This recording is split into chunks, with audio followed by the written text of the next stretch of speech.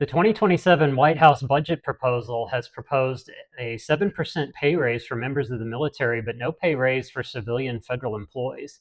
If that ultimately comes to pass, that would be a stark departure from traditional pay parity between those two groups. Let's talk about the details.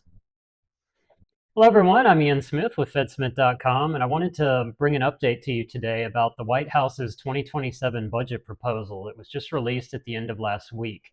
I'm recording this on Saturday, April 4th. Happy Easter weekend to you.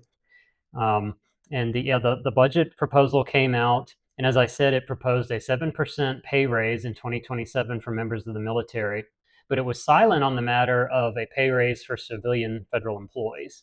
That doesn't mean that's ultimately for sure what's going to come to pass, but it certainly looks like that's what the White House is proposing. So, what this lack of a pay raise signals is three things primarily: fiscal restraint, and that is that the administration is prioritizing cost cutting or shifting funds elsewhere, namely the military in this case. It's also not a high priority. Civilian pay is not a near-term policy focus for the Trump administration. And also, it would be the default.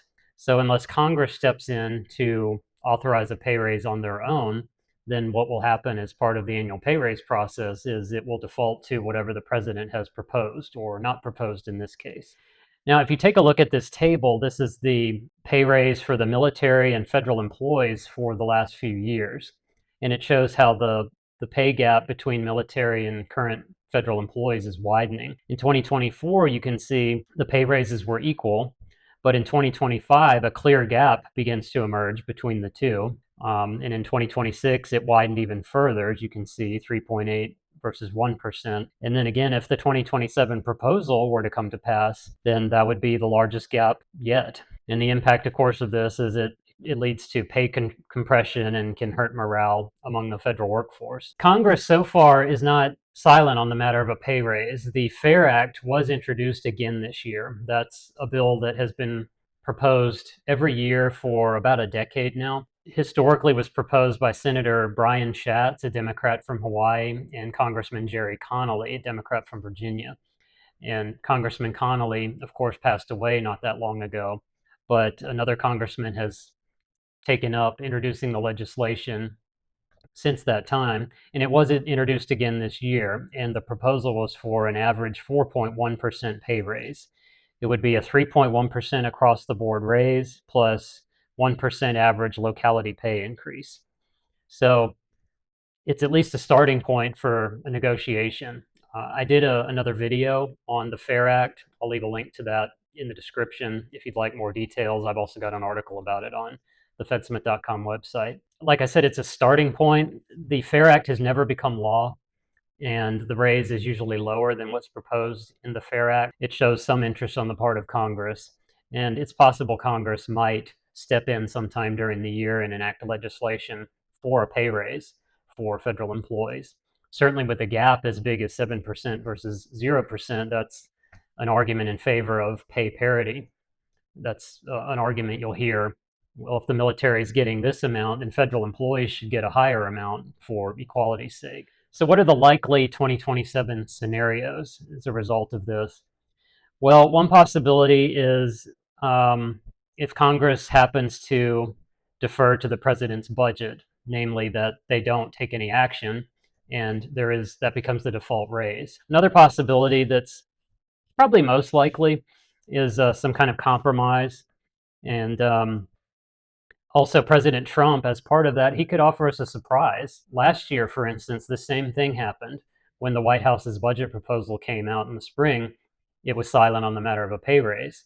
But then in August, when President Trump issued his annual pay plan letter, there was a surprise in it, and he proposed a 1% pay raise for most federal employees, and that's what ended up happening. And some federal employees did end up getting a higher pay raise, and federal employees in law enforcement.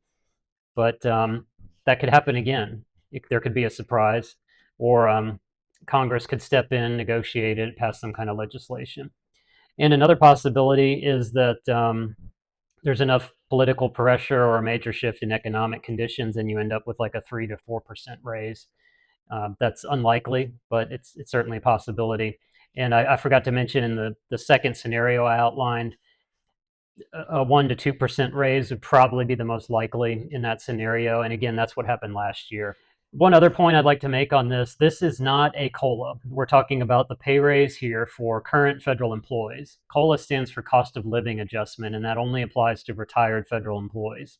When this topic comes up, a question we often will get is, well, what about retired federal employees? Will we get this raise also? The answer is no. This is only applicable to current federal employees. And even for current federal employees, as I said, this process plays out during the year. It's a political process. But if you're a retired federal employee, you get a cost of living adjustment, a COLA. It's determined by an automatic formula every year, but we'll find out what the COLA will be in October. So that's a general overview of the situation. As I said, the budget proposal was silent on the matter of a raise for federal employees, but it did propose a 7% pay raise for the military. How that will ultimately play out for both groups is yet to be determined, but this is a starting point in the process. And we'll, of course, continue to keep you updated on this as more information becomes available.